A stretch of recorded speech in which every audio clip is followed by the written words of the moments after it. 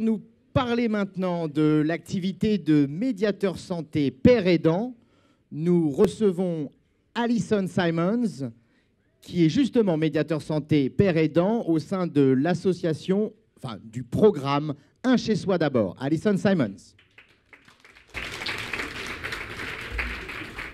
Merci. Je suis Alison Simons et je suis médiateur santé père au sein de l'équipe Un chez soi d'abord à Paris. J'ai aussi un master d'assistante sociale en psychiatrie aux États-Unis. Est-ce que vous savez ce que c'est un médiateur santé père? Vous levez la main? Quelques-uns. Bon, un médiateur santé père est quelqu'un qui a ou une maladie sévère psychique ou est des addictions et est rétabli. La pérédance repose sur l'entraide entre personnes souffrant d'une même maladie psychique ou somatique.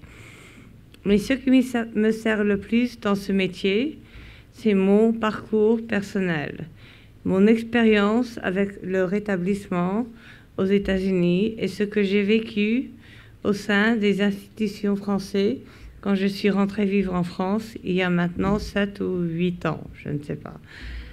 Le mouvement rétablissement en France. Je vais vous parler du mouvement rétablissement où le déclencheur était la remise en cause du système de soins français par le traumatisme causé par les années SIDA. Des associations se sont créées, des voix se sont élevées pour faire valoir le droit des patients à devenir usagers. Ce mouvement, sans réel précédent en France, avait des antécédents dans d'autres pays, notamment aux États-Unis et au Canada. On peut, à ce sujet, citer comme précurseur Alcooliques Anonymes dans les années 40, suivi par Narcotiques Anonymes et d'autres groupes d'entraide et de parole. Malgré tout, l'inclusion d'accompagnement d'anciens patients rétablis dans le système officiel de soins, ce n'était pas facile et même si certaines expériences ont lieu au Canada, en France, tout est très récent et cela reste encore très limite. La situation du médiateur santé père aujourd'hui. À ce jour, il n'y a eu qu'une formation officielle du médiateur santé père en 2012. Une formation à l'Université Paris 8, élaborée par l'équipe du CCOMS, l'initiatrice de ce projet, et soutenue par l'ARS avec l'appui de la FNAPSI, le DESIU en 2014, et depuis, on attend une autre formation, mais les médiateurs santé père sont intégrales au concept de rétablissement et font partie de toutes les équipes de Un chez soi d'abord. Le rétablissement, projet de vie. Je suis bipolaire, toxicomane et alcoolique. J'ai le tout. On me dit que je suis rétablie, mais le rétablissement est un projet de vie et continue tous les jours. Par exemple, je vois toujours un psychiatre qui est aussi psychologue tous les 2 semaines et plus si nécessaire, et je participe aux Alcooliques Anonymes régulièrement, mais je n'impose jamais mon parcours de rétablissement aux locataires. Le rétablissement est basé sur l'espoir et que chaque personne a des forces et de leur mener vers le droit commun et l'autonomie à leur rythme. Et ceci est très important. Ceci est l'empowerment. Mais avant tout, je suis Alison. Médiateur santé père, le rôle dans l'équipe. Ce que j'apporte à l'équipe et aux locataires, je pense, est indispensable. D'abord, j'apporte de l'espoir, le principe du rétablissement. Le fait que c'est possible de se rétablir même si dans un hôpital psychiatrique français, on m'a dit que je finirais mes jours dans une institution. Deuxièmement, j'apporte mon vécu, et vous voyez bien que je ne suis pas dans une institution. Deuxièmement, j'apporte mon vécu, que malgré le fait que j'ai consommé pour 30 ans, avec des périodes sobres et beaucoup de rechutes, hospitalisation, overdose, et en finissant dans un squat, vivant avec mon dealer, à m'injecter de l'héroïne et fumer du crack tous les jours, j'ai eu un déclic où je me suis sauvé la vie. Mais personne ne pouvait le faire pour moi. Aussi, le principe du rétablissement, un déclic.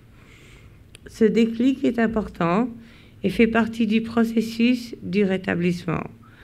Le locataire, dans notre cas, ou usager, doit être l'initiateur de son désir.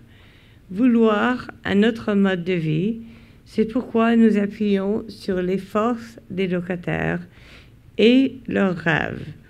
On parle aussi beaucoup d'empowerment, qui est un concept d'origine anglo-saxon qui signifie renforcer ou acquérir du pouvoir sur soi, sur sa vie et se réapproprier sa puissance. En français, cela signifie l'insertion, automatisation, le développement du pouvoir d'agir. Cela suppose que le processus de rétablissement doit être accompagné d'un soutien médical et social, et c'est pour cela que nous sommes une équipe à Un Chez Soi d'abord, pluridisciplinaire, avec des psychiatres, assistantes sociales, généralistes, éducateurs spécialisés, infirmiers et médiateurs santé-père. Ce sont ces profonds changements qui ont permis de mettre en place le rôle du médiateur santé-père en seulement quelques années. Exemple du rôle du médiateur santé-père et du rétablissement. Par exemple, un locataire vient de revenir de Guadeloupe, où il a vu sa famille pour la première fois depuis 20 ans. C'était un de ses rêves. Il a le RSA, qui n'est presque rien, mais mis à part 80 €, et avec le budget de Un Chez Soi d'abord, il a pu s'acheter un appareil photo, un autre de ses rêves. Il est parti au Guadeloupe avec 200 € parce qu'il ne voulait pas dépendre de sa famille. Une chose impressionnante sur le RSA. Ce monsieur choisit de ne pas prendre de traitement pour sa maladie psychique, mais avec le soutien de l'équipe, il a pu réaliser un de ses rêves. Un autre locataire me parle de sa peur de sortir de chez lui et de prendre les transports en commun et son isolement après une grande consommation. Je comprends. C'est le même sentiment que j'ai eu quand je suis sortie de l'hôpital en France. Je devais être accompagnée partout. J'avais peur de sortir de la maison. Ce monsieur rechute souvent et j'ai beaucoup d'empathie pour lui parce que je suis passée par là aussi, mais cela ne le permet pas de poursuivre ses envies et ses rêves. Il veut peindre, il peint. Il pense à reprendre ses études et nous le soutenons dans tous ses désirs malgré ses difficultés. Un autre monsieur est dans un cycle où il prend ses médicaments, puis s'arrête et se retrouve maintenant pour la 4e fois dans l'hôpital. Il me demande si je prends des médicaments et je lui dis oui. Et je lui parle de mon expérience et le temps que cela m'a pris pour trouver un traitement adapté, sans effet secondaire, mais en prenant son traitement, il pouvait éviter la violence que les hospitalisations sont pour lui. Mais nous, l'équipe Un Chez Soi d'abord, ne perdons jamais l'espoir. Un monsieur qui a pris 6 mois pour signer son bail vit maintenant à la campagne et a reconstruit sa vie avec sa famille. Une fois qu'il est rentré dans l'appartement, il est parti comme une flèche. Il a travaillé dans un ESAT a investi son appartement, a un chat, a pris contact avec son CMP et quand il est allé à la campagne, a mis tout cela en place lui-même. Il est heureux aujourd'hui, a des amis, une petite copine, va au CMP, participe à des activités à l'hôpital du jour, mais comme il dit fièrement, seulement 1 jour et demi par semaine maintenant, et nous a invités pour fêter son anniversaire à la campagne.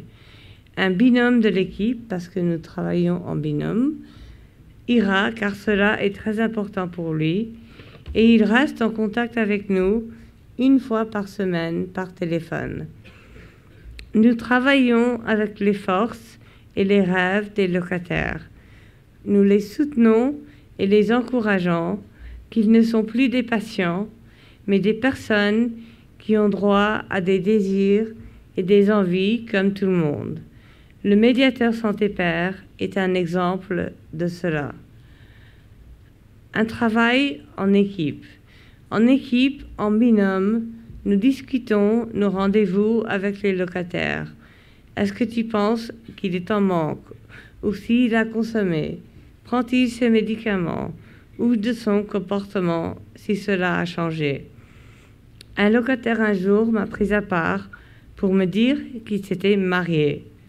Une histoire bizarre et son comportement avait complètement changé. Je sais qu'il est en rupture de traitement et je reconnais les signes. Je sais aussi qu'il ne pense pas qu'il est malade, qu'il n'a pas besoin de médicaments. Je partage l'information avec l'équipe et quand je lui propose de voir le psychiatre, il dit qu'il ne voit pas l'intérêt. Je reconnais les signes de sa maladie parce que je suis aussi passée par là. Quand on m'a posé le diagnostic de bipolaire après le suicide de mon père, j'ai refusé tous les soins et je consommais pour ne rien sentir et pour régler mes sauts d'humeur. Nous partageons toutes nos forces et notre savoir-faire. C'est pourquoi nous sommes une équipe pluridisciplinaire. Je connais tous les signes, les substances et les milliers de médicaments que j'ai pris en France, surtout en France, et aux États-Unis, et aussi l'importance de prendre son traitement s'il est adapté et les effets secondaires. Tout cela, je partage avec non seulement l'équipe, mais aussi cela m'aide à mieux comprendre les locataires. Je suis ouverte et honnête sur ce que j'ai vécu et je pense que les locataires ressentent cela et me font confiance. Je ne fais pas partie du système institutionnel. Le médiateur Santé Père est intégral au recovery ou rétablissement.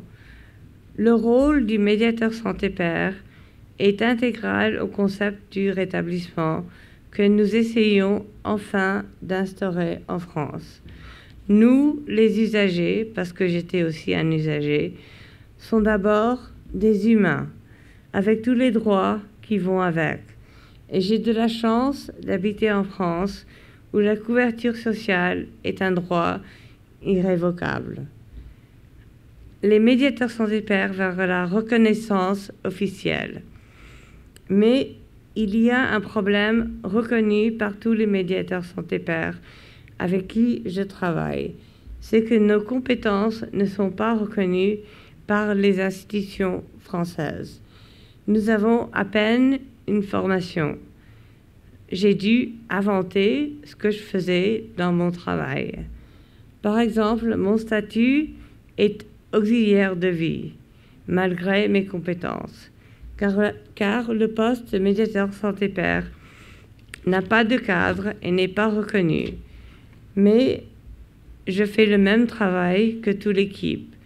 Je gagne à peu près le SMIC et mes atouts ne sont pas reconnus. C'est un travail qui est en train de naître en France, mais qui est fondamental pour le rétablissement. Et je pense devrait être une profession intégrée au sein du système médico-social français au plus vite possible. Nous avons beaucoup à vous apporter. Et je vais vous lire une petite chose a dit Patricia Deegan, auquel Tim Grierson a déjà parlé, sur le rétablissement. Le rétablissement est un processus et non un point final ou un résultat. Se rétablir ne veut pas dire que l'on est guéri ou simplement dans un état stable. Le rétablissement est un processus de transformation au cours duquel on accepte ses limites et découvre en soi tout un potentiel de nouvelles possibilités. C'est là le paradoxe du rétablissement. En acceptant ce que nous ne pouvons pas faire ou être, nous découvrons qui nous pouvons être et ce que nous pouvons faire. Le rétablissement est un art de vivre. Patricia Deegan, 1996. Merci beaucoup.